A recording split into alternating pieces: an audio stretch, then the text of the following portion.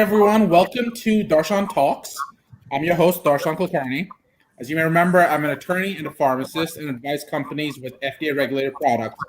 So if you work in or have an interest in FDA-regulated companies with their products, this is the podcast for you. Today's podcast is about bioethics.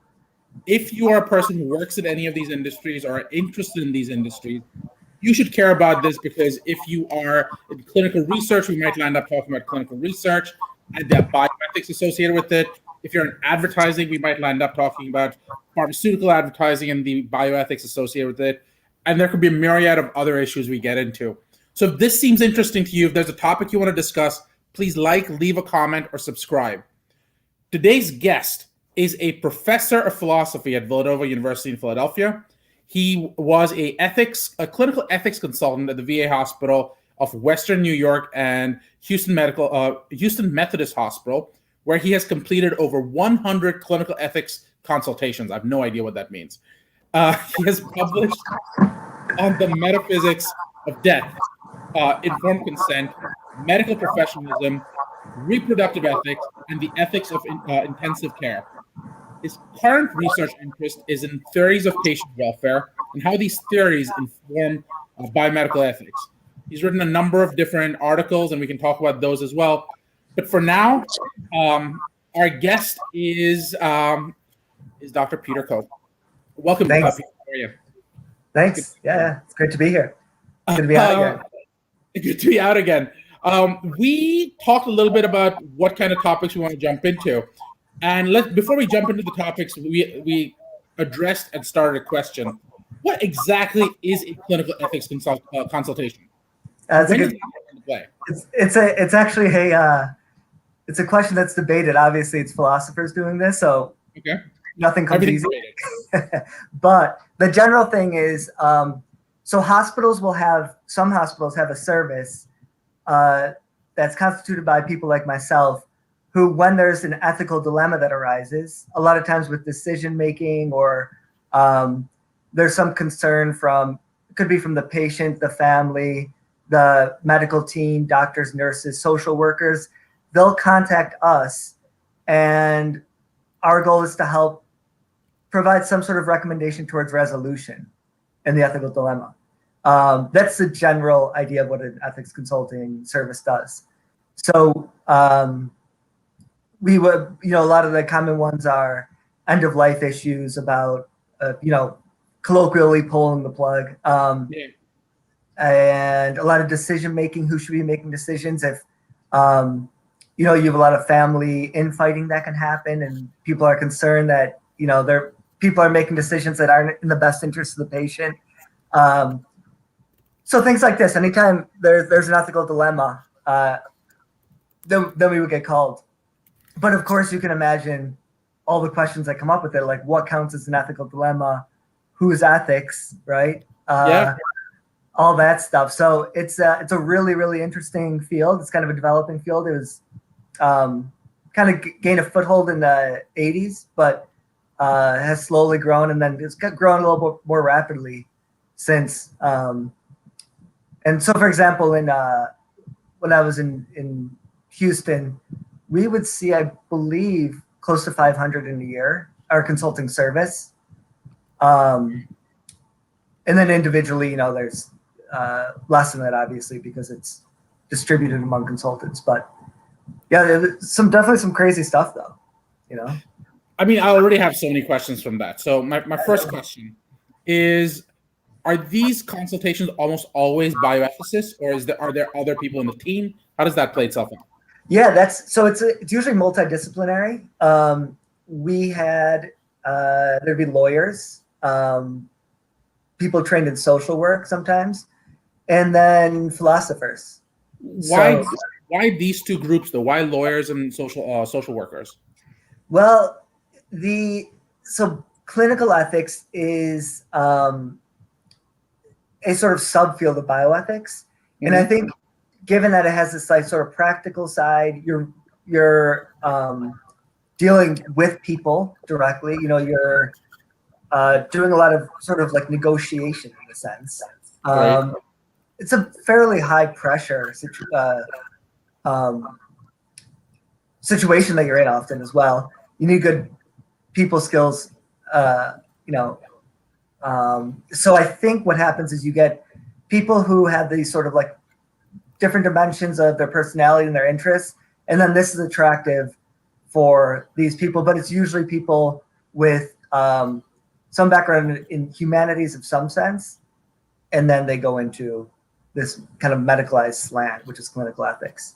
Right, but I mean, as a lawyer, let's say I was on your team, all I would find myself doing is going, here's what's legally required. What more do I add to that conversation? I mean, I can see someone like a priest. That makes sense from a religion perspective, if you will. I'm not 100% sure. And again, this is me looking to get educated. I could be 100% wrong. A social worker, they'd understand what resources there are to help these individuals. But, the thing is, we also have lawyers in risk, and we have social workers who work in their separate department. Right. But for the clinical ethics, I'm just saying the background of these people. And then they get trained in clinical ethics, having had a background in law, having had a background in social work. Yeah, so we do work with social work and we do work with law independently, but the service we offer is separate and complementary. So this is not their side gig. This is their actual job of just being in ethics. Yes. That sounds super fun. Yeah. It's cool. Now, I'm sorry, go ahead. But you just get people of different backgrounds, is probably better said. But the typical backgrounds are philosophy, law, social work. But in the end, you're all clinical ethicists. Yeah. Is what is the role you're playing when you're there. Exactly. Yeah. Got it. Mm-hmm. Now here's a question. At the end of the consultation, just so I understand this, do you guys provide like a written report with an analysis of why you decided what you did? Or is it times of the essence, no one's writing stuff down, I just need a result? No, we chart everything. We had a really kind of formal way of charting things. We have access to all the patient's electronic health records. We chart just like doctors would chart. And we'd say, today I met with a patient, we talked about X, Y, and Z. Patient expressed concern about X, Y, and Z, right. So we make sure everything's documented. That's the lawyers coming to tell us to do that. That's risk saying you better make sure you have everything. But it's very, it's got a lot of standardized practices, including, as you point out, just making sure everything's written down. Sometimes, a lot of times you'll chart after something has happened. So when time is of the essence, for example, you'll do what you have to do, but then you make sure that you have it covered. So I just got a question, as you can see already. Does this primarily cover cases where a patient is in a coma or doesn't have a will with DNR? It sounds like that's not always the case. It can be the case. So we get all sorts of cases. It could be patients that are completely functional. But a common one is a patient has no living will, doesn't have a medical power of attorney, doesn't have a DNR, and a lot of times can't make decisions for themselves whether or not they're completely incapacitated or if they're just lack decision-making capacity. And those are actually often the trickiest one, the gray area where you're not sure whether or not the patient has decision-making capacity. And so some of the worst are the patient has been deemed to lack decision-making capacity by the physician, the attending physician, and they're saying one thing, their family member who's their decision maker is saying another thing. Right. That's like one of the classic sort of clinical ethics conflicts. So let's do this today because this is today's news. Britney Spears gained back her decision-making capacity. Yeah. Okay, this is perfect. So this is, did she really? I didn't see that. Yeah, that was today's news. Yeah. So actually it's worth it to make, people might not be familiar, but we talk about decision-making capacity, and you can talk about it in two levels. One is in the legal structure level where someone's deemed to have competence or not. It goes through the courts and all that. Right. But that's usually a long process that is for somebody who has something chronic or something like that, Right. And then they're deemed to have nobody. And then there are they have a decision maker assigned typically. So I have a question about that. Let's explore that. Let me phrase the question properly. How is the situation of Britney Spears gaining back her ability to control her own finances, and therefore gaining decision-making capacity back, if you will, from her father, different from what you do, which is looking at decision-making? Would you have been involved in a consultation like that in any scenario? So we only get involved in medical decisions. I don't know what it sounds like Britney Spears was financial stuff, right? No, I think when she was deemed to not have the capacity to make decisions, therefore she lost the ability to control her finances, and her dad made the decision. However, right. I think there's an initial element of she couldn't make decisions. Yeah. So this is the legal competence is something that the courts deem. Okay. In the medical setting, you have what we refer to as often as decision-making capacity, and that is usually a medical judgment. It can just be temporary. It doesn't go through courts. And oftentimes it's a physician saying this person lacks decision-making capacity. It could be about a specific decision because there's sort of a threshold. For example, very basic decisions like, would you like to take this, orally or whatever, topically? Mm-hmm. A person can make that decision, perhaps, but then something more serious, like our options are, amputation or risk of infection. Right. They might not have the capacity to make that decision. So decision-making capacity it's a pretty complex thing, and it's actually really difficult to assess. And psychiatrists would often, they're the ones that we would turn to often in different hospitals and different practices if we're concerned about decision-making capacity. And they would come and they give an assessment. They ask you certain questions and see where you are, and then if they deem that you don't have decision-making capacity, then your decision-making gets taken over by a surrogate. And so the surrogate will make decisions. In Brittany's case, it sounds like they revisited whether or not she had the mental capability to make decisions for herself. Yep. And it sounds like the decisions they were concerned about were financial decisions for the most part. Okay. Yeah. And so that's a medical question. The assessment is probably done by a psychiatrist. Psychiatrist says either her decision-making capacity has improved and now she can take control of her finances again, or perhaps the initial assessment was inaccurate.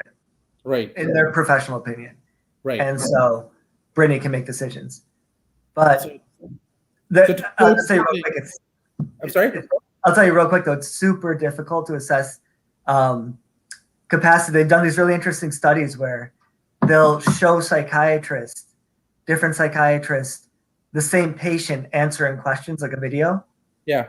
And then they'll ask the psychiatrist, does this patient have decision-making capacity? And it'll be like 50-50 split or whatever. Like it's really hard to gauge, What I learned that's interesting is it's not a yes/no answer. No. It's a gradation and it's an opinion.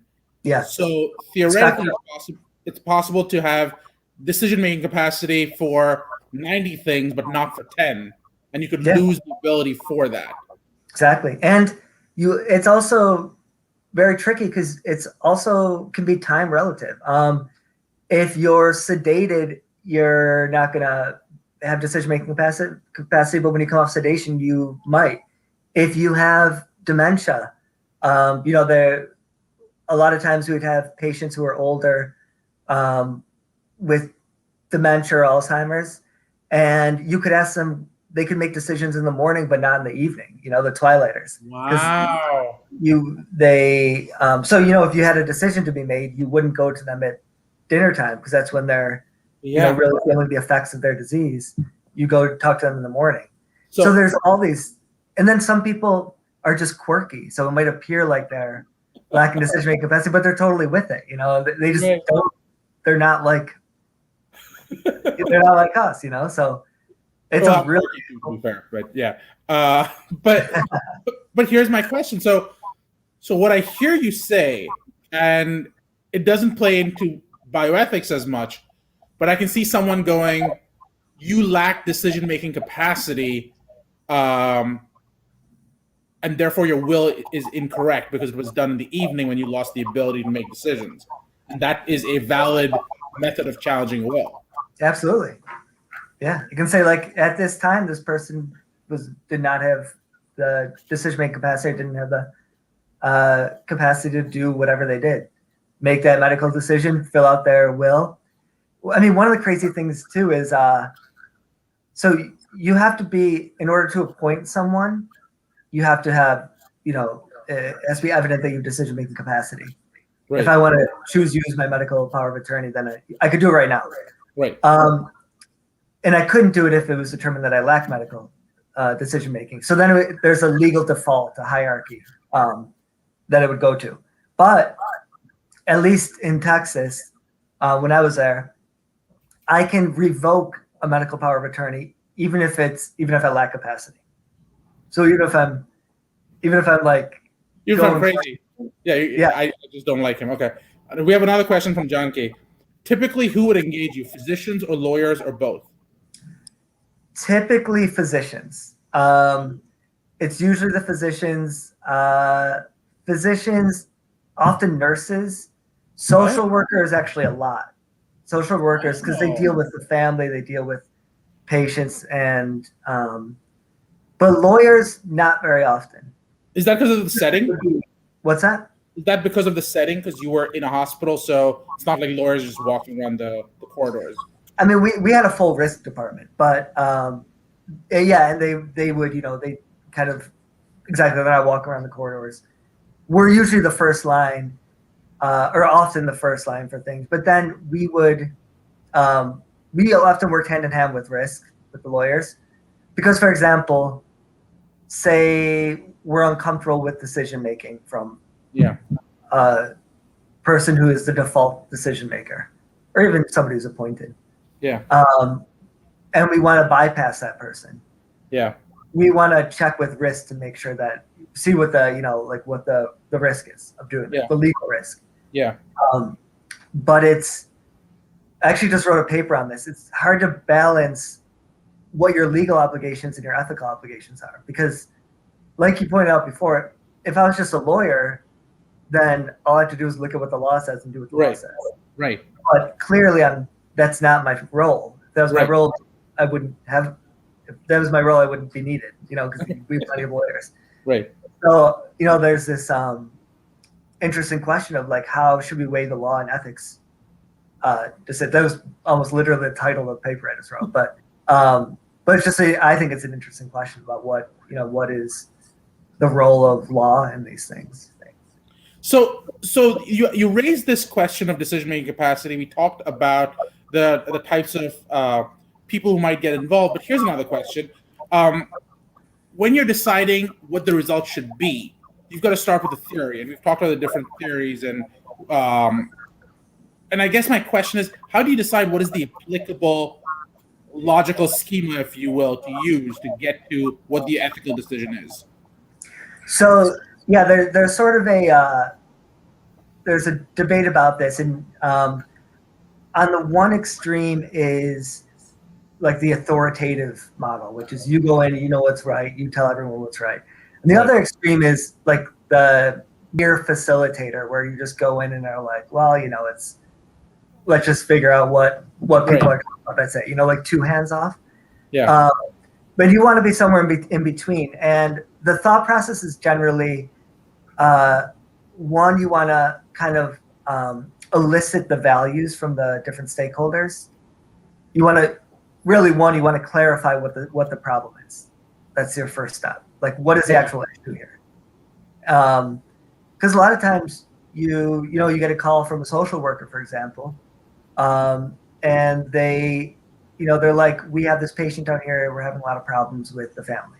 They're like, okay, well, what exactly are the problems? And by the time they talk through it, it's resolved itself. Right. That's a great scenario. But a lot of times you go to the next step, which is, all right, make sure you get a lot of information, good information. You go to the next, ask any important questions you need to know, prognosis, diagnosis, who's the decision maker. And then it's about, once you know that, it's about ideally eliciting values from the stakeholder. So and primarily the patient, which means a great question to ask is, if the patient could speak with us now in the room, what would she say or what would he say? Okay. And then that usually goes a long way in kind of getting to some sort of, if it's a decision-making case, getting to some sort of resolution, let's be clear. But then sometimes people don't know. And then, there's so many different kinds of cases, it's hard to give like a single formula, but that's the general idea. It's like you just want to figure out the values of the people, balance the values. If they're in conflict, try to come up with one of the. Go ahead. What are you balancing? You said balance the values.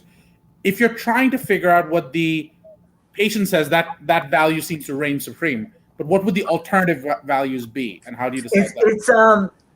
It's one could be, so one is even balancing the patient's values. Like we know mom, she was a fighter, she would do anything. Right. But we also know that she didn't want to be hooked up to machines forever. So then you're like, well, how do we balance this? Maybe we do like a time limited trial, we call it, where it's, let's keep her on the ventilator for 10 days. And if we don't see any if we don't see an improvement, then we'll feel very like Solomon. Yeah. Keep splitting the baby, if you, for lack of a better term. Yeah. No, and that's what you try to find. You try to find a sweet spot. And a lot of times with medicine, these like time limited trials are a great way to do it. And that end, you also really want to open up communication, because so much can be lost in, it could be anything from like the neurologist is not talking to the pulmonologist, who's not talking to the family, and the family's receiving different messages from everyone. Yeah. Like that's a common one. So opening up lines of communication, balancing values, and then, so sorry, going back to your question though, balancing values within the patient, like the example of mom was a fighter but didn't want to be on machines too much. Yeah. But also balancing values, mom would never want to be on a ventilator. She wouldn't want to be on a ventilator any longer, but the family's flying in from Saudi Arabia tomorrow. Can we keep her on just so people can say goodbyes? Right. Like that's really interesting. Yeah. Wow. Stuff like that. Yeah, tons of you can imagine all the different kinds of cases that you get. Some are kind of routine, but you get some crazy ones. So let's play one out. Like we're gonna put you on the spot, and you can say I don't want to be put on the spot. That's fine. But I don't want to be put on the spot. Then I would ask the question. No, just kidding. Go ahead. Okay. Just because I always try to tie it into the life sciences. Let's say we've got a patient, and the patient is in a vegetative state. We don't know what their perspectives are. Let's say you've got family there. Let's say there's a clinical trial that's happening that potentially could wake up the patient, but you don't know if the patient will want to be part of a clinical trial. In that scenario, you don't know the patient's going to be part of the clinical trial? Well, you don't. So you've got a drug company that's saying that I have a drug that might be able to wake up patients in comas. Let's say that's the scenario, right? So you've got a potential drug that might help. The patient is comatose. That's why they might qualify for the study. How would you begin to analyze a situation like that? So one is we didn't have I'll just walk you through the process. One is you would want to be very clear about I would have a lot of questions about what's going on here with this, sure. This drug and everything. I'll make up the answer. This is not a real person. So typically you would want it. The question, the basic ethical question is this. Is it ethically permissible to do a trial on a patient without that patient's consent, right? Right. And the way that you do trials on people without consent is you either have prior consent or you get consent from contemporaries, from their surrogate decision makers. So those are your two options, more or less. What about if the IRB has said it's okay because they've decided that's okay? Do you just take the IRB's opinion, or is that not relevant? Well, the IRB could only say it's okay that this is like a candidate, but they couldn't say we are going to try. I love it. Okay, so there's a distinction between this is an ethical study and the patient consents. Yes. Even though they are valuing the same issue, you're just coming at it from two different perspectives. Love it. Yes.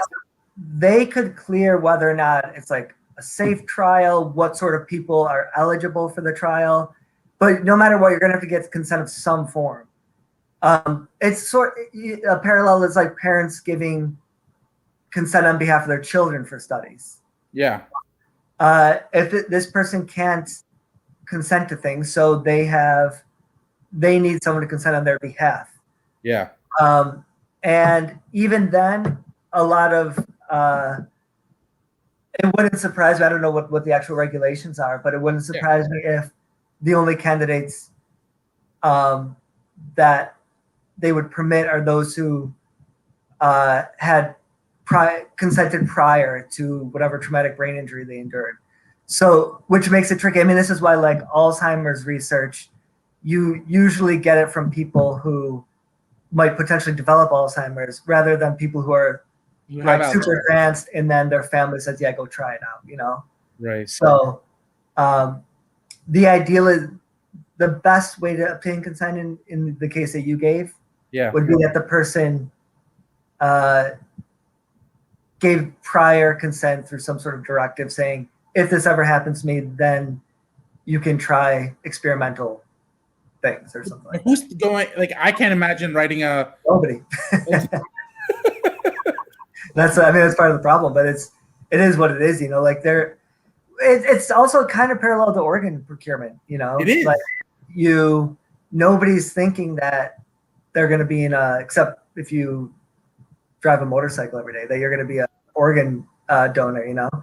So what do we do? We really pressed put it on the back of your license now, so it's as easy as we can make it. Right. Maybe if we wanted to start doing clinical trials on people with traumatic brain injuries, something like some push like that has to be done. But families can often consent, even with organ donation. In some places, there's family consent is permitted, and often is, you know, without the person's consent. So I'm not sure what the regulations are for clinical trials on these people, but it wouldn't surprise me if you have the possibility of family consent for these things. So let's take my dog. Murph? Yeah, that's Murph.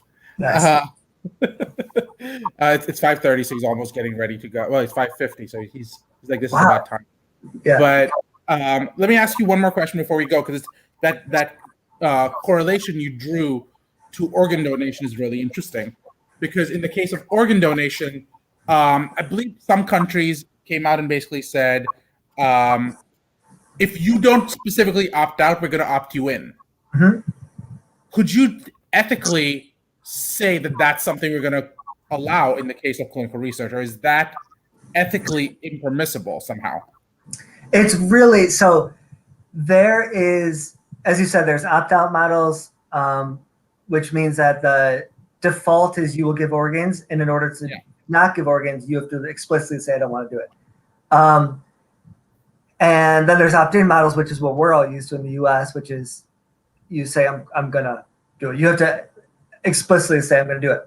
So the interesting thing about opt-out models is that what does the work ethically is that people say, we're going to presume it's presumed consent is the model that underlies it. So we're going to presume that you would have consented if asked. But interestingly, like we use presumed consent to treat people in emergency situations. Like if you find someone collapsed on the side of the road, I don't have to wait for you to wake up to get your consent to treat you. I just presume any rational person would want to be treated. So that's the ethics for it. But it doesn't work with organ procurement because we actually have the data that shows that it's not nearly like the 99% that would say yes. Like you can't presume consent about organ procurement. Yeah. So these countries that are doing this, one, it's not even clear. You'd be surprised at how it doesn't make as much of a difference as people would think about how many organs they get. Two, the ethics of it are a little questionable, because if you're going to say it's based on presumed consent, like people would do it, they just don't get around to opting out. The data's just not there for that, because it actually is an empirical question whether or not people would say yes. That's what presumed consent is, and they just wouldn't. Like most people wouldn't. On the side of being on the sidewalk, 99% of the people would. Like, we have the data that says that too. That organ procurement, no. That is absolutely fascinating. So just by the way, since the last time you were on, we've actually added a new segment to the show. So unfortunately, would you be open to doing a quick rapid fire round of 10 questions? What? Oh yeah, sure. Yeah. Okay. What is an accomplishment you're most proud of? Oh, shoot. I would just say, landing the position I have at Villanova has been awesome. That's awesome. It was a long road, That's yeah. Okay. Yeah. Who's your favorite hero or heroine, and why? Hero, heroine. Shoot. Honestly, it can be a personal person. It can be someone internationally known. Doesn't matter. It could be I know. I want to say like a philosopher. I mean, I would go with like Aristotle. He's sweet. Why? Oh, just because the breadth of stuff that he wrote about and argued about is incredible, and you read it today, and it's still like as fascinating as it was. Okay. What is your favorite way to give back to your community? I like, so it's kind of it's not necessarily my community, but I do a lot of work. I used to work in Peru at an orphanage. I still do a lot of work with them, and I actually still do a lot of their correspondence, translate and stuff. So it's just a nice, like, very direct way of helping really poor kids. Yeah. How do you define success? How do I define success? It is being both content with yourself and also like being like appropriately giving to others, being available to others. Okay. What or who challenges you? Probably Francesca. You want to tell people who Francesca is? Yeah, she's my fiance. That's awesome. I think derives pleasure from challenging me. Just to be clear, this is being streamed and will be a podcast, and Francesca will see this. But that's important. We just won't tell her that this exists. She won't make it a star in it, I'm sure. What is your favorite movie? Ooh, favorite movie would have to be. I actually love Forrest Gump. Okay. If you were a superhero, what would your powers be? Invisibility would be cool. That's an easy one. Everyone goes to invisibility. Really? I think it's one of the flying versus invisibility. But the last two times I asked this question, I got some very different answers, which I thought was more interesting than I thought. At least I remember one of them. One of them said they wanted to be super smart and know everything. I was like, I hadn't thought of that one. Yeah. But invisibility is our go-to. Was that? Don't they seem like two different things, to be smart and to know everything? I can see that logic. In fact, completely irrelevant, but not to that person. Yeah, cool. Okay. But I just love how people think differently. If you won $1 million, what would you buy? What would I buy? Probably land and a house. Okay. Here's another one. If you could add one person to Mount Rushmore, who would it be and why? Ooh, one person to Mount Rushmore. Geez, I don't know. I was just reading some Martin Luther King yesterday. That would be a cool one. Okay. Yeah. I had someone who took it very literally and went to the president, which was interesting as well. I was not expecting. Yeah. That's the first thing that comes to mind is another president, but Yeah. And would you rather an easy life or an interesting life? Interesting, for sure. Very, very cool. Dr. Koch, it was wonderful having you on. Love to have you on again. And thanks. what I do want to I want to do a quick recap of what we spoke about. We spoke about clinical consults. We talked about, is it always bioethicists? What kind of team does it actually comprise of? We talked about how you decide what theory to use, who should be making decisions. We talked about clinical research. We took an example of that, and we talked about patients who are in a vegetative state. And then we talked about donation of organs. Did I miss anything? No, it sounded about right. A lot about consent and capacity, right? Yeah. Consent of capacity. There you go. So obviously, as we discussed earlier, nothing in this podcast is legal or bioethical advice. It's just, and these aren't even the opinions of the people who are having this conversation. It's technically for education, entertainment, and sort of fun. For those of you who missed it, where can they reach you, Dr. Koch? Through Villanova's website, all my contact is there. So peter.koch@villanova.edu is the email. If you need Excellent. Yeah. And if you like this podcast, go ahead. I'm sorry, Peter. Didn't mean to cut you off. It's good. Okay. If you like this podcast, please leave a comment, and subscribe. You can find me on Twitter at Darshan Talks, or go to our website at darshantalks.com. So thank you, everyone. Pleasure, Peter. Thanks, Darshan. It's been awesome. Pleasure.